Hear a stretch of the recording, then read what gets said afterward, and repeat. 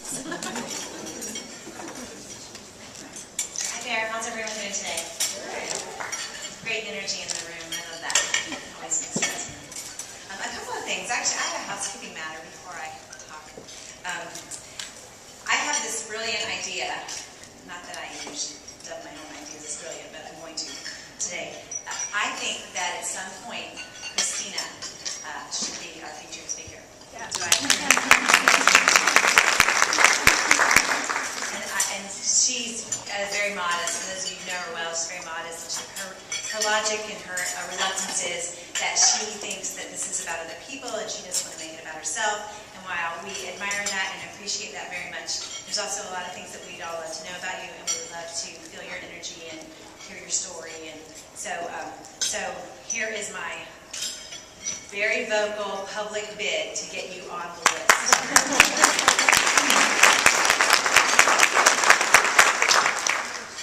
I'm so pushy. Also, a couple things. As you're tweeting, sorry, she had mentioned that I would give you some tips. So when you're first starting to think about Twitter, I think it's overwhelming, frankly. It's overwhelming to me still. But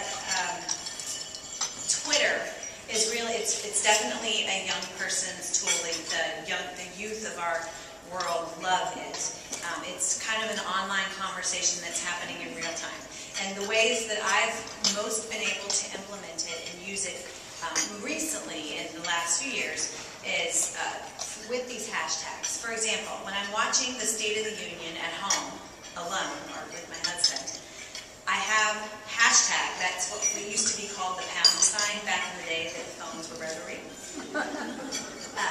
Hashtag SOTU, State of the Union. Okay, or whatever you're watching, The Bachelor, Bachelorette, whatever you happen to be watching. If you want to hear a dialogue, I particularly find it interesting on State of the Union because once State of the Union is done, I don't have to stay up and listen to the political correspondents discuss it because I've already heard all of it. I've already read it. So that's a really easy way to sort of implement the idea of Twitter. It's messages that are limited to 140 characters each one. So that's sort of like, that's your Twitter in 2 minutes lesson. So that might be one way to sort of implement it into your social media world. So when Christina first asked me to speak, I said, well, gosh, what do you want to know? And she said, well, I kind of want to hear about your career path and really your successes and failures. So for me, that story actually starts before sort of my first job. I grew up in Florida, as she mentioned, on a really large cattle ranch that we did not own. The ranch was truly a world away from everything you think of when you think of Florida. Swaying coconut palms and Art Deco and all of those sort of sandy beaches. Instead, we had boar hogs and seemingly endless fields of sugarcane and palmetto bushes. Very, very different. I have countless memories on that ranch with my daddy. He was the ranch's foreman, and that expansive, dusty place was really a perfect playground for me. Because you see, I was a very, very cross-eyed tomboy. I loved jeans over dresses. I loved dirt over dolls. Although I did love Barbie, which is what makes people look at Barbie funny. I was a little rough around the edges. I could herd cattle on the ranch, and I could race barrels on the rodeo. Very, very simple childhood. My delayed discovery of girlishness, frankly, was really fine with Daddy because he had vocalized prolifically that he would have preferred that his only child be a boy. But I was a girl. And so, for most of my very young years, I avoided most things girl. And that stayed that way until sometime after his death in a car accident on the day after Thanksgiving during my 16th year. At that time, as a teenager without a father, I certainly didn't imagine that I would ever be anyone's daughter again. And I tell you this story because it's the first poignant example in my life of an ending that led to an unanticipated new beginning. Today, I have had in my life for 25 years a stepfather who I easily call Pop. He loves me as if I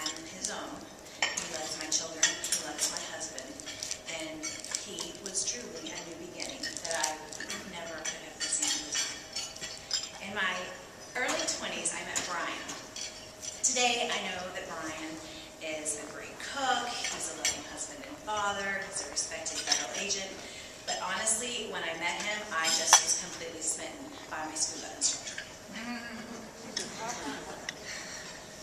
So, I did what any smart girl would do. I used every resource available to capture his attention. I learned during my scuba lessons that he loved ice hockey since almost the time he could walk.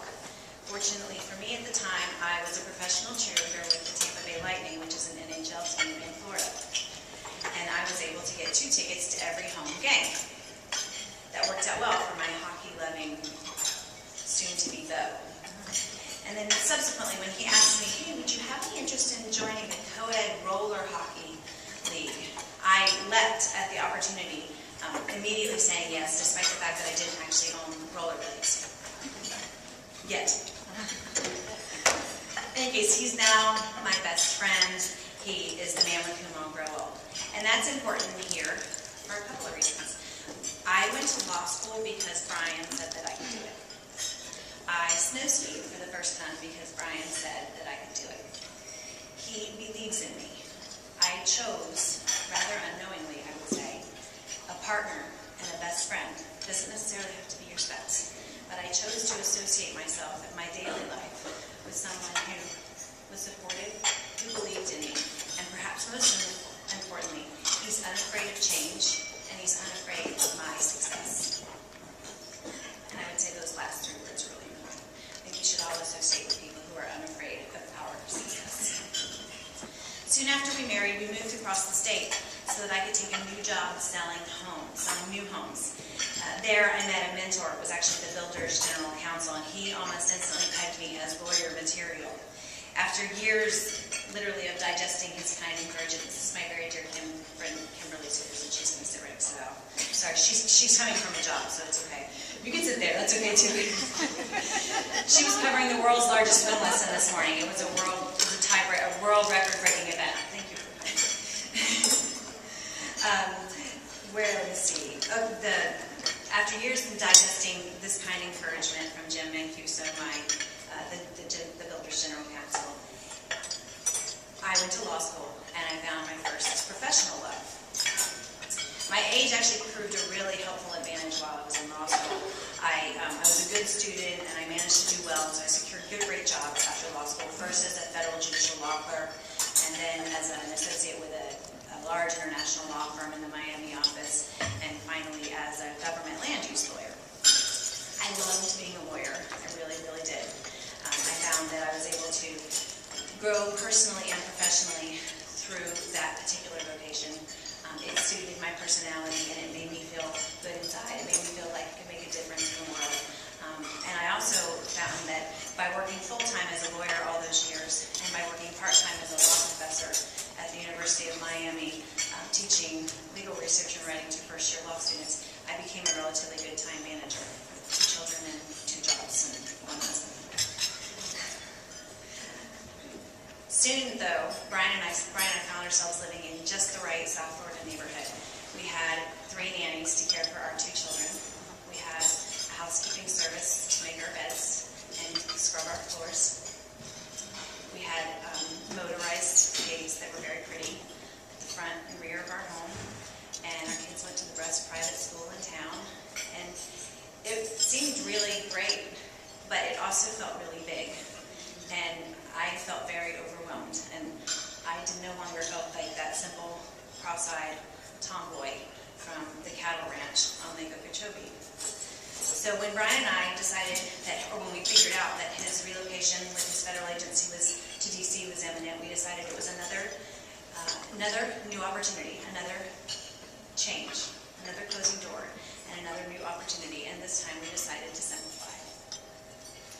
So when we moved, I purposely became an unemployed full-time mom. For the record, yeah. I honestly I'm not sure what was harder, figuring out the difference between Miami and Northern Virginia, or figuring out the difference navigating being a full-time working mother versus being a stay-at-home mom. They're very, very different. And for the record, I honestly had no idea prior to that moment how hard our nannies and housekeepers have been working. And I reached out to each of them and told them that. But before long, I stopped the sort of brain exercise that I had found in the law, and particularly in writing about the law. And so this time I decided to write again, only this time I opted for less legal topics. Beauty, fashion, and as the website title suggests, shoes.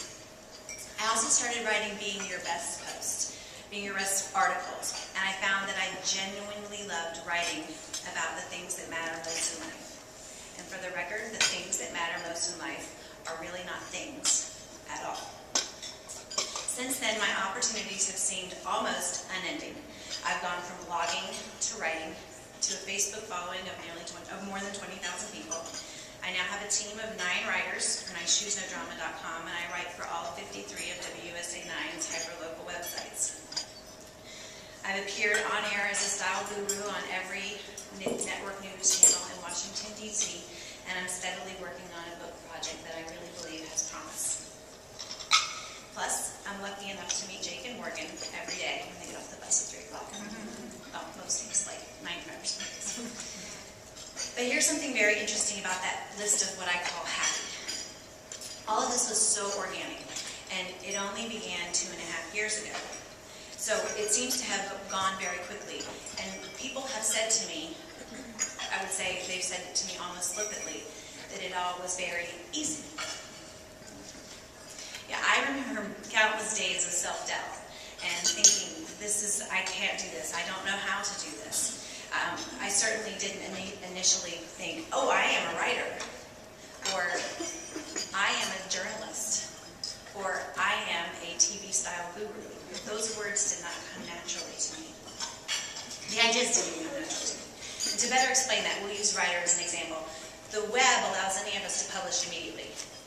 Any of us could go home tonight, create a blog, and we can publish. Because it's instant. We all have a platform. And I actually generally think that that's a very, very good thing. But I knew, the lawyer in me knew, that I had neither graduated from school with a degree in literature. I hadn't even gone to like a weekend writer's workshop. And yet I was all of a sudden calling myself a writer. And the day that, I had taught legal writing, but it was so different than the sort of creative or inspired writing that I aspire to do today. So the day that I first received the business cards that I had ordered that said the word writer on them, I remember standing in my kitchen looking at them thinking, I cannot give these to anyone. And for the record, I wasn't the only one doubting. And I'll never forget the day that someone said to me, you don't really think you're a writer, do you, Leigh? You don't actually believe that, right? She wasn't joking. She meant it. Every fiber of her being.